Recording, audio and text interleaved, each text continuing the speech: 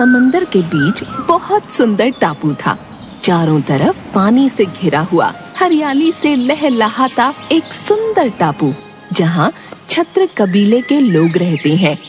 उसी कबीले में एक लड़की मिली अपने बाबा के साथ खुशी खुशी रहती थी। मिली बहुत चंचल और समझदार लड़की थी।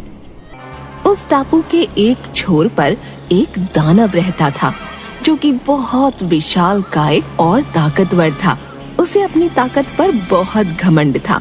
वो पूरे टापू पर अपना राज चाहता था और अपनी मनमर्जी करता था। बचाओ, बचाओ। टापू पर सब कबीले वाले दानव से छुटकारा चाहते थे। कबीले के लोग समुद्र से मछलियाँ पकड़कर अपना और अपने परिवार का गुजारा करते थे।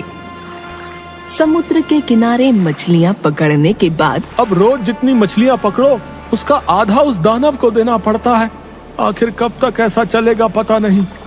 अरे भाई जल्दी चलो, दानव को मछलियाँ दे आते हैं, नहीं तो वो आफत आ जाएगी। भोलू और उसका साथी दानव के पास जाते हैं। दानव सो रहा होता है और डरते हुए मछलियाँ रखकर निकलने लगते हैं।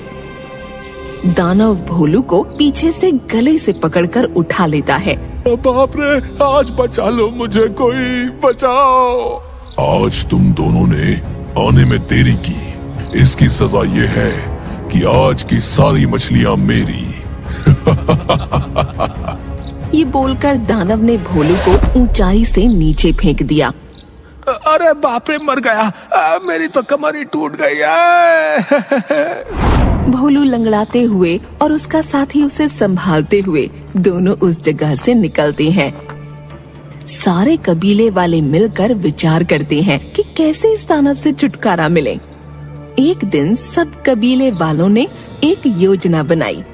उस दानव को आज से कोई मछली नहीं देगा। वो खुद मछली पकड़ने नहीं जाएगा, क्योंकि वो पानी से डरता है और वो मछलियों की तलाश में जरूर निकलेगा। हम एक पिंजरे में कुछ मछलियां रख देंगे। जैसे ही वो मछली खाने पिंजरे में जाएगा, पिंजरा बंद हो जाएगा।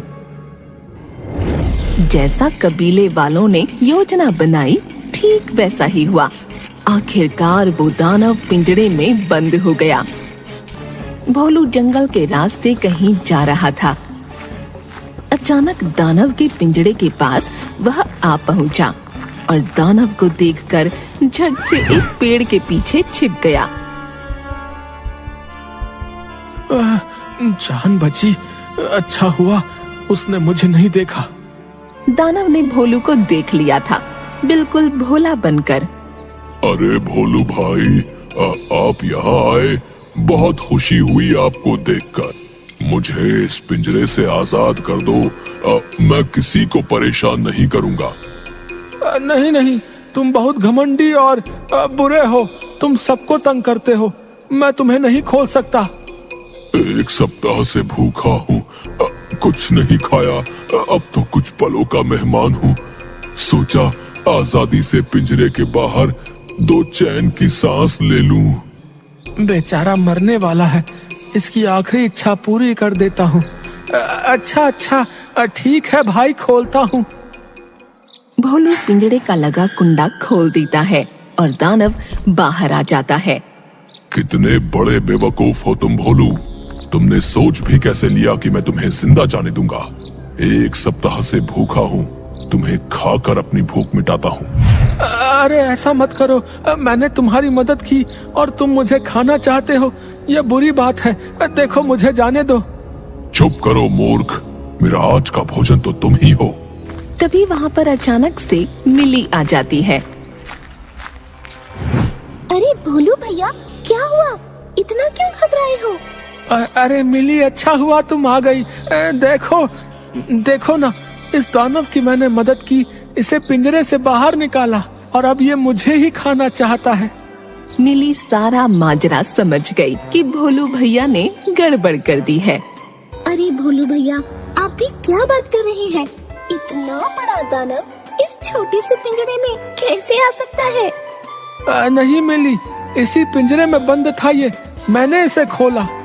पर मुझे बताओ तो कि इतना सा ये पिंजरा है और दानव इतना बड़ा, भला कैसे फिट आएगा इसमें?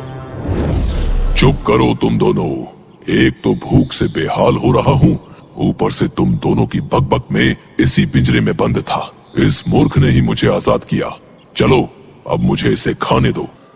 अरे दानव जी, आप भी भोलू भैया की तरह बेवकूफी की बातें कर रहे हो। भला पिंजरे में आप कैसे आ सकते हैं? देखो मूर्खों, ऐसे बंद था मैं, ऐसे। इतने में मिली झट से पिंजरे का कुंडा लगा देती है। ये क्या किया तुमने? खोलो मुझे, बाहर निकालो मुझे। अब तुम बंद रहो इसी पिंजरे में। मिली और भोलू दोनों खुशी खुशी वहाँ से चले गए।